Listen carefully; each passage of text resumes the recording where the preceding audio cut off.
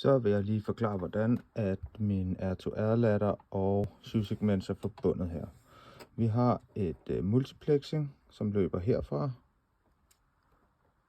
og ud til multiplexeren. Vi har R2R-ladderen her, som er sat i port K på min Arduino. Den sidder til her, og vi har min comparator pin, som sidder i 24 eller 22, det kan jeg ikke se.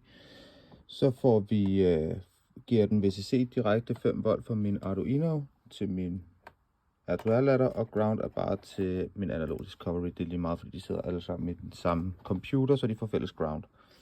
Så jeg bruger faktisk min VCC på min analog til at skyde ind på min R2R-ladder.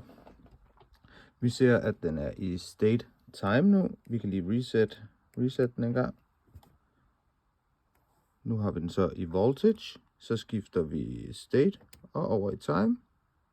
Og vi kan se, at vi giver den 5 volt ind fra analog discovery.